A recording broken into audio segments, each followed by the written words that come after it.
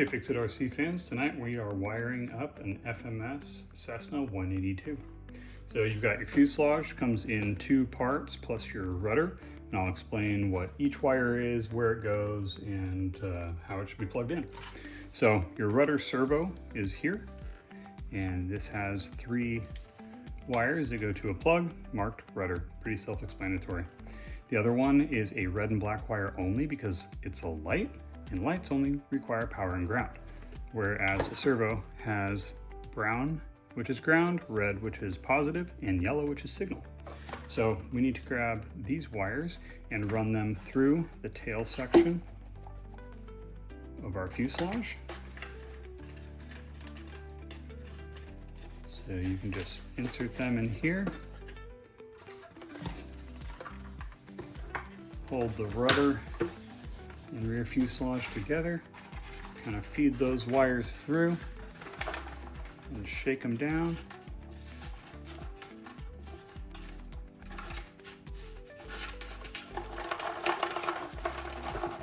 Until they are reachable inside there.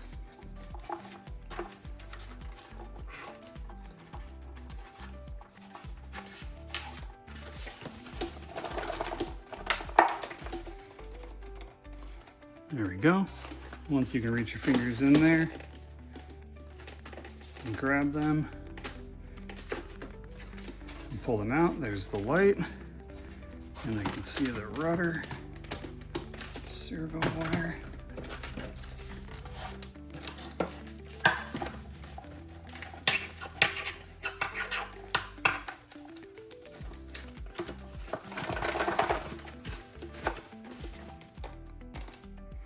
There we go.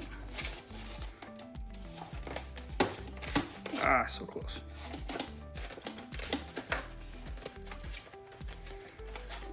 Good finger dexterity comes in handy when working on model airplanes. All right, there it is. So we've got rudder, elevator, and our two lights. Those lights are our tail beacon and the empennage beacon. All right, so the rudder itself gets installed by pressing the front in first, and then the back area. I do like to run this wire because there's a piece of double-sided foam right here. I like to run it along the side of it. You'll notice that the foam is slightly off center, leaving just enough room for that wire. If you do it correctly, when you press that in, you'll notice this hole right here aligns, and a carbon fiber rod is going to go through there when you install the elevator. All right, so you got your elevator servo, your rudder servo, and all your two lights for the back, and those are coming out here. Then you need the front half of the fuselage and all the wires that are coming out of that, marked rudder, elevator, and lights. So our lights wires, you'll notice now we've got three, and that's because this is just a standard servo extension. We're not going to use the yellow wire, but we don't need to do anything with it other than plug these in correctly. So the black and red is going to line up with the brown and red. Make sure to pull back this if you can't see the wires clearly, because wiring it up like this, brown is lined up with red and red is lined up with black, the light's not going to turn on. It's not correct. The polarity's not right. So we'll flip that over and just line up the black with the brown and the red with the red. The yellow's just going to be a blank spot because we are not dealing with signals here, just power and ground for lights. Wire up both of them. So again, just line up the dark colors and the red color.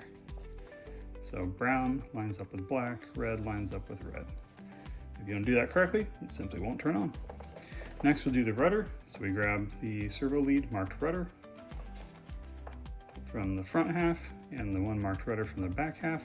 And again, we're wiring up colors, we're matching colors. So yellow, red, brown, yellow, red, brown. If you need to pull back the stickers so you can separate the wires to get a good view on them, make sure you do that. Just make sure these are lined up. Press this in all the way. This needs to be hooked around the servo plug. If it's installed like that and you think that's far enough and your rudder's not working, it's because this isn't pressed in all the way. See how that still needs to go in? Push it in all the way till it clicks, and that'll hold it together as well so it doesn't fall apart on you. Grab your elevator, pull the tabs back, there are the stickers back so you can see the wire colors, and just make sure, line up the wire colors. Snap it in all the way. All right, now the back half of the plane is wired up. We can tuck our wires in here, and we put the fuselage together, and make sure none of them get pinched between the body. If the body is not fitting and you can't get these screws in, chances are one of these wires is sitting like this or something, and it's getting pinched. So tuck all those in, put the carbon fiber tube in, and as you slide it together, make sure nothing gets pinched. So it goes together, you see it's lined up, look down the hole, and you'll notice it's slightly offset, and that's perfectly fine. Put a little pressure on that screw and it'll drive right in. Bottom one looks almost perfect, but again, slightly offset. They do that on purpose so that it pulls the back half tight. So if you grab it and you squeeze real hard, you'll notice the holes line up. The screw will do that when it's holding it all together. All right, so now let's get to the front half here. So this guy right here, this is our ESC, or electronic speed control. This is connected to your motor and goes to your battery.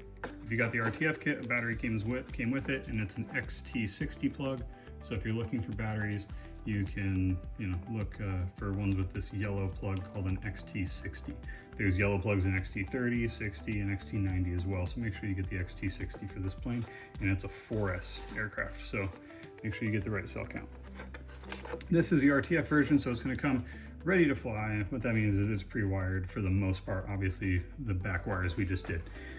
But here we've got ailerons plugged into channel 1, elevator into channel 2, throttle into channel 3, rudder into channel 4. Channel 5 is empty on this plane, and channel 6 is for your flaps. So channel 6 for the flaps is going to be the top right switch on the transmitter. That would be this one here. So this would be flaps up, flaps half, flaps full. If you decide to add something like the Reflex Gyro to the airplane, you can wire that into channel 5, and that would be here. So this would be off in the center, optimized mode in the top, which will help with wind correction and bumps in the air. And then down would be your beginner mode, or stabilized or self-level mode, kind of where it's not necessarily autopilot, but it would keep the plane straight and level when your hand is not on a joystick. All right, so a lot of questions about this extra yellow wire.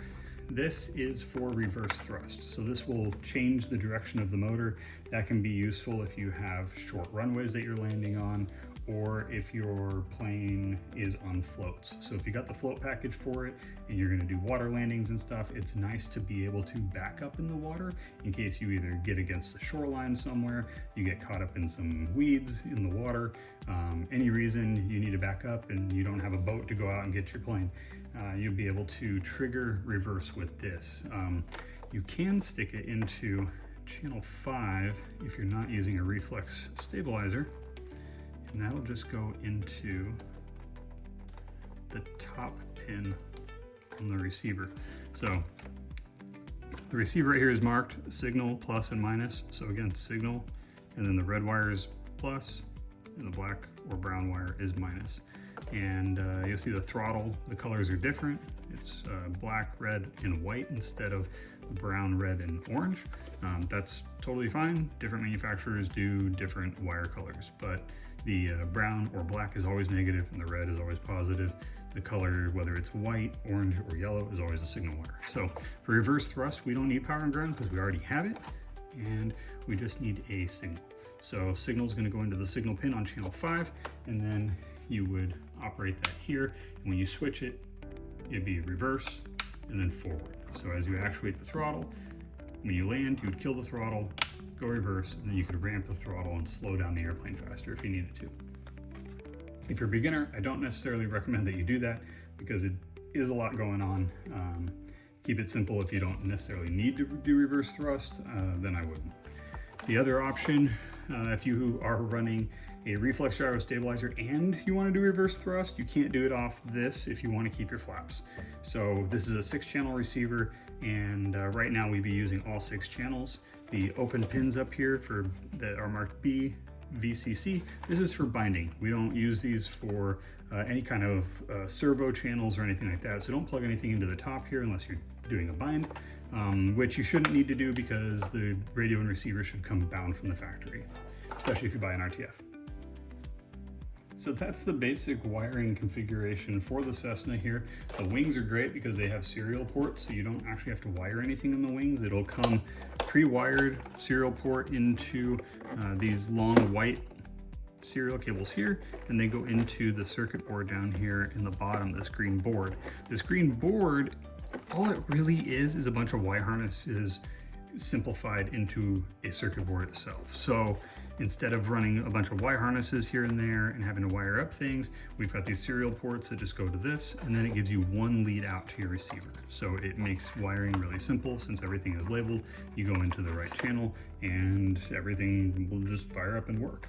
Now down on this board, there's 2 extra wires that stick out that are kind of short. That's these here. Those are marked channel 6, but they don't actually do anything on this plane. That's for other advanced aircraft that FMS offers that have things like retractable landing gear and gear doors that open and shut, and they use the same circuit board in those planes as well, but in the Cessna, those simply don't do anything. So don't worry about plugging them in. It's not gonna hurt anything by leaving them unplugged. Same with this reverse thrust wire. If you're not gonna use reverse thrust, just leave it unplugged.